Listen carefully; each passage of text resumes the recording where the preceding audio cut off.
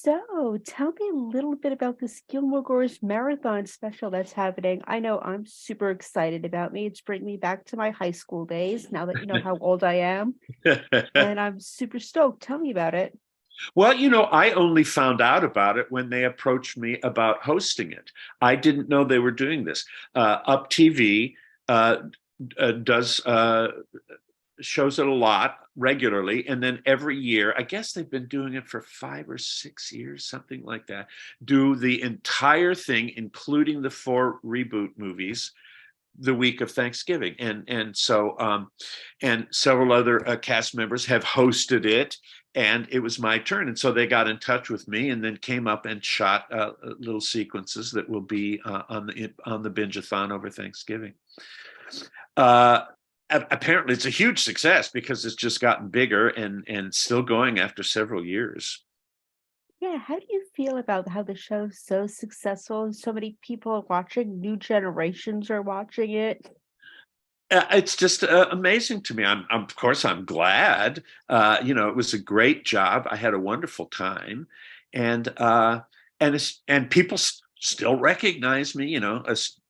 Talk to me on the street and stuff like that. Not very often, but just enough to be really nice. But it just hooked into something that people respond to, especially like you mentioning going back to junior high or whatever. People, women mostly, connecting with their mothers, mothers connecting with their daughters, and then drawing other people in, husbands and fathers and brothers occasionally, but mostly it's ladies who like it, and it just passes on from generation to generation. And I guess it's because that central situation of mother and daughter at a turning point in the girl's life, that they recognize the situations, however fantasy induced they may be, however extended. The basic situation is something familiar to. Yeah, that's what I like about it too. And it still holds the test of time today, which I think is absolutely amazing. It is amazing. I mean, that's a long, long time that goes over. And I'll run into people who say, "Oh, I love Gilmore Girls." And I say, "You're too young. You can't possibly." And they say, "No, no. Well, it's on TV all the time. We own the whole series. I've seen the whole series. I don't know how many people have said to me, I've seen the whole series 5 or 6 times." So there's something there that really grabs people, that they Yeah, recognize.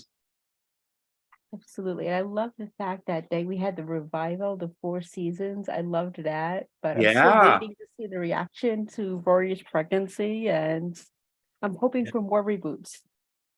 Well, we are too. I mean, it would be nice. I sure would love that. But my feeling is that ever since they got Dan and Amy, the parents of the show, uh, they went on to The Amazing Mrs. Maisel, and that really took off. And so I sort of gave up thinking about Gilmore Girls coming back because I didn't think they would have time afterwards, even though the reboot for Netflix was very open ended, and it was quite possible that it could go on. And of course, we're all ready and willing if they ever want to do that again. It was also nice. The reboot was great because there was an end to it. We knew that the whole thing was only going to take 3 months, and sometimes during the regular shoot of it, those could be long seasons, and the people with the big parts just worked their tails off. They worked so hard and so long. But this was one where it was great to see everybody again. We were all so happy to have employment, and uh, we knew that there was a time limit on it. It was only going to be so long, even though the work was so packed in there, because they did all four movies simultaneously. And Amy and Dan were writing and directing all of them, so that it was piecemeal. You'd do piece of one, and then the same day you'd do piece of a different movie, and the whole seasons would change, and all that kind of stuff. And they kept that all those balls juggling in the air. That was a pretty astounding feat, I thought, to do those That's four insane. full movies in 3 months, something like that. That's impressive. I didn't realize that, but that's really Oh yeah, impressive. it was amazing. And normally, I mean, it's an hour-long show, so that's a lot of material to do in a week. And the girls and Luke and a lot of people had tons of stuff to learn every week and worked long, long, long hours. I mean, my part was easy and not that big, uh, and I was on just frequently enough to be good. But boy, watching some of those people work, it was work. Yeah, but if it were to come back tomorrow, where do you see your character being? Say again. I said, if this were to come back tomorrow, the show were to come back tomorrow, where do you see Taylor being?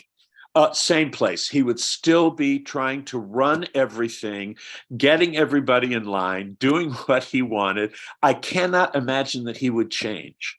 What I don't know is what the end game would be. How would they ever get rid of this guy? Move him out of the center of town somehow. I cannot see him changing much. Just going on, always looking for the next event to make Stars Hollow the best little town in the world. That was his life. It was his reason for being, and down to the tiniest little details of the town.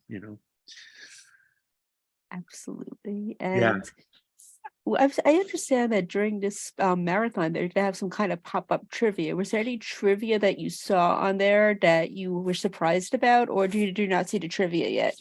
I haven't seen that part. What was surprising to me was, as we said, it's been so long since this originally happened. And so when I was going to do those little inserts, they sent me clips, a bunch of clips, some of which I didn't even remember exactly, or I was surprised at. So I had fun that way because there was stuff that I had totally forgotten about. And this isn't even watching full episodes. This is just little pieces. Oh, right. Oh, that. Oh, him. Oh yeah, that guy. Because there were, people who would come on as guest stars for an episode. There were a lot of people that I knew from around LA and from the theater and stuff like that. So that was always fun. And then I would forget that they'd been there, and then boom, they'd show up on these little clips. So, but anyway, I think Taylor would just be the same. He'd be going on. And that's what I like to hear. And what ways do you relate to him, or if you don't, which characteristics of his do you wish you had? Well, he certainly is. Once he gets his claws in something, he doesn't give up. He's persistent, and he wants the good. He wants the good for the town and for all the people in it, but he's just too present. He's just too much in the middle of it. So I guess I can get that way. I guess that's me, kind of, and to get absorbed in details that maybe aren't all that important, and not let anything get in your way. That I think I can do that occasionally. That will happen. But no, I liked the way they wrote him. I just thought it was fun, and particularly in combination with other people as the opposite to some of the other characters in it. He was not as relaxed as most people in Stars Hollow. He didn't take advantage of the quiet life there as much as some others did. Probably would have been better for him, but that was his life. Yeah, I like That would it. continue to be his life if he were there. Yes. And now one of my all-time favorite lines on the show that I loved hearing was "I smell snow." I just want to know, what was the origin of that? How did that begin? I don't know, but it is my feeling. I mean, I know that to be true because I grew up in Ohio where we had real winter with snow, and I could smell it. I knew that was happening. So it was like they read my mind or something. But I'll bet it had to be something that Dan or Amy had experienced. That they knew that, or they knew somebody who did that, who had that sense. Yeah, because I grew up in New York and I live in Pennsylvania now, so definitely know what you're talking about with that line. Yeah, yeah. when you're in California for a while, you forget all that. It's just that doesn't happen anymore. And well, I always missed it. You know, but all through the whole time I was going back and forth from LA to Seattle because I had sort of moved up to Seattle, back to Seattle, and so I would come up here and work, and then go down there to do the show. And then when the season really got going, then I'd move back down there and stay down there for most of the season, and do other work when I got it. So, but as to I Smell Snow, I don't know where it came from. Out of their experience, someplace. I love it. I love it. I say it every year when that season begins. Yeah. Nice. And speaking of work, what's next for you? Well, I'm pretty much retired now. I came back up to even during the reboot. I was living up here and working up here, doing live theater, um, and then the pandemic happened, and everything sort of shut down. And I thought, well, maybe this is time. Maybe this is the world saying, "Time for you to retire." Um, so I'm essentially retired. I have a little trouble getting around these days. I mean, if they decided ever to do it again, I'd probably, it'd be difficult for me because I have mobility issues now from my age. I did a play in last summer, and it was kind of difficult, even though it was a small part. But so I'm a retired guy. I do whatever I want, which is nice. I like it. That's great. Enjoy it. Enjoy it. And one thing I like asking people I interview is tell me a fun fact about yourself.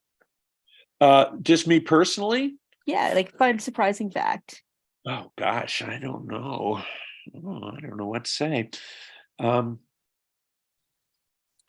Nothing surprising about me, I guess. Not that I can think of right offhand.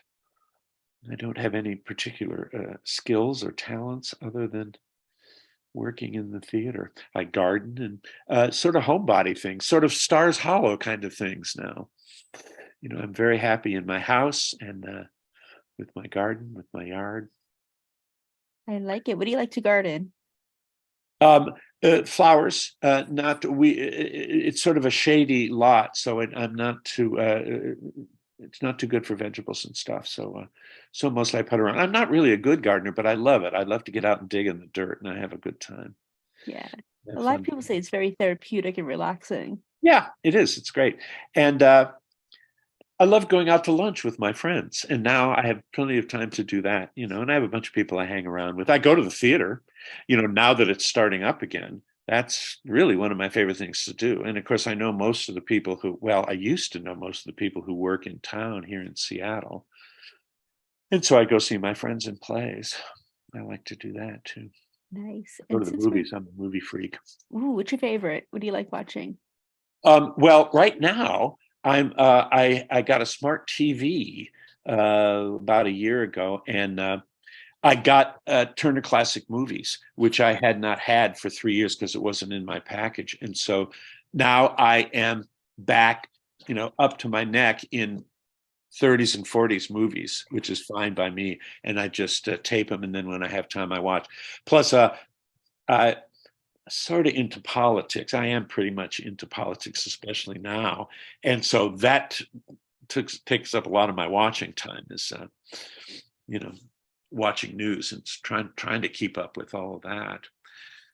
So maybe that'll relax a little now that the election is over. I hope so. But yeah, Yeah, I'm the same way. I'm the me same way. too. I have a degree in it, so that's why I watch too. You what? I have a degree in politics and Oh, no kidding. obviously journalism. So Interesting. Yeah. yeah, No, I like that. So that's how I spend a lot of my time. nice. Any other shows you like to watch? No, I've picked up things on. I used to more go to the movies, and now I've gotten, and maybe it's retirement, but staying home. I can stay home and watch my smart TV, and not, especially because of the pandemic. I got COVID at one point, and I'm almost sure I got it at a movie theater. because that's the place I would be where there would be most people. And and now a lot of live theater, although it's not the same thing, you can get streaming, especially because of the pandemic, you could watch it streaming. Um, but I'd rather see that live. So, but now I'm starting to go to the movies again. But I'm also into TV shows, which I wasn't before. I would not stay home at night and watch television shows. So there were a couple of series like I love Breaking Bad and then Better Call Saul, but I saw Better Call Saul as binging, as streaming after it was done. I just stay home and watch it after dinner and keep up with it. Wonderful. And where can we find you at social media? Do you have any social media like Instagram or anything? Or No, I don't do any of that. And all this Twitter, all the stuff about Twitter, I don't even get it because I don't do it and I don't follow it. Um, I email and text and stuff like that. Facebook. I start every day with Facebook, but a lot of that is getting news and finding out what my friends are doing, and making plans to go have lunch with them. That's a lot. But beautiful. otherwise, no, I don't. I don't get. I can go down the rabbit hole of Facebook really easily, but none of the other ones. Yeah, I I don't. understand. You're not missing much. Yeah, and I think I'm old. It's a young person's game. I think all that pretty much. Nice. Well, I just want to say thank you so much for taking the time today. I appreciate you, and I hope we get to talk again soon. Yeah, thank you very much. That was fun. All right. Have a good day. You too. Thanks. Bye bye. Bye.